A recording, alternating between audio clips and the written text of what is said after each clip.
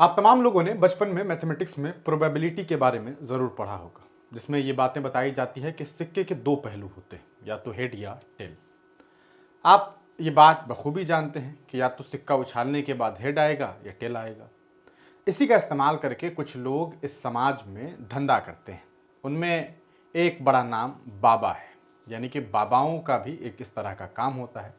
वो प्रोबेबिलिटी का इस्तेमाल करते हैं और लोगों को बेवकूफ़ बना करके अपना धंधा सेट करते हैं। अब जैसे आप तमाम लोग जानते हैं कि चैंपियंस ट्रॉफी चल रहा था। मैच अभी जो है, आज आपने देखा कि भारत और पाकिस्तान के बीच में क्रिकेट मैच होनी थी। उससे पहले एक बाबा है जो पिछले दिनों महाकुंभ की वजह से काफ़ी चर्चे में रहा। नाम है आईआईटीएन बाबा। आईआईटीएन बाबा ने एक मीडिया से बातचीत करते हुए एक इंटरव्यू में ये कहा कि इस बार ये तय है कि भारत मैच हार जाएगा, पाकिस्तान ये मैच जीतेगा।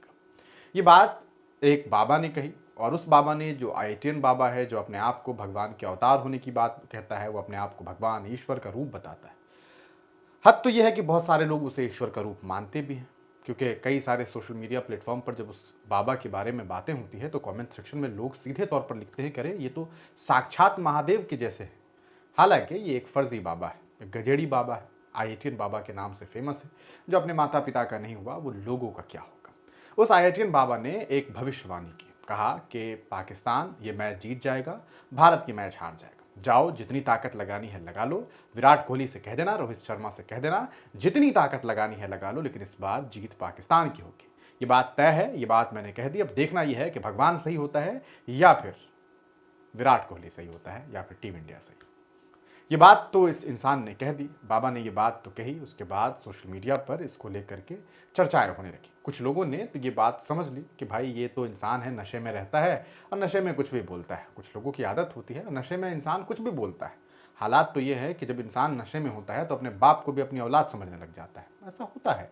खैर, तो इस बाबा ने इतनी बड़ी बात कह दी। प्रोबेबिलिटी ऑब्वियस सी बात है, 50-50% का होता है कि मुमकिन है या तो वो जीतेगा या हारेगा। ऐसे में मैच शुरू हुआ। शुरुआती वक्त में आपने देखा कि पाकिस्तान ने कुछ अच्छे शॉट्स जो है वो शुरुआती वक्त में खेले, लेकिन उसके कुछ ही देर के बाद 2 विकेट, और फिर अचानक से 2 और विकेट, 4 विकेट हुआ। फिर उसके बाद जो है एकदम से लगा कि पाकिस्तान की टीम जो है वो ख़त्म हो गई। मुश्किल से 241 रन बना, 240-41 रन बना। उसके बाद भारत की टीम को ये जो है मैच जीतने के लिए 241-42 रन चाहिए थे। आपने देखा कि महज 42वें ओवर में ही भारतीय टीम ने ये मैच जीत ली। विराट कोहली ने आखिरी बॉल पर चौका लगा करके अपनी 91वीं ओडीआई शतक भी अपना वो लगाया और भारतीय टीम मैच जीत गई।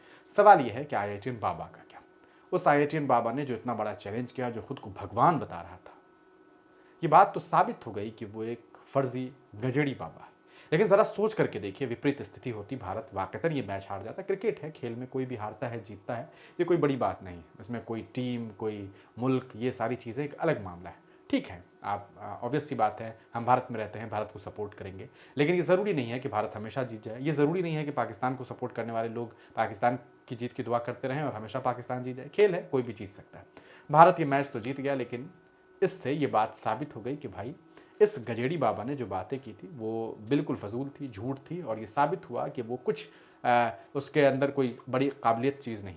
लेकिन ज़रा सोच करके देखिए कि अगर वाक़ईतन भारत हार जाता तो आज कितने हज़ारों, लाखों, करोड़ों लोगों की गालिबन हो सकती है। हो सकता है कि उन लोगों को जो है इस आदमी पर विश्वास आ जाता, यकीन बढ़ जाता। जबकि प्रोबेबिलिटी सिर्फ 50-50% का है। अरे सिक्का उछालेंगे तो ही चीज़ होगा, या तो हेड होगा या टेल होगा। ऐसा तो है नहीं कि और कुछ उसमें नई चीज़ें हो जाएगी।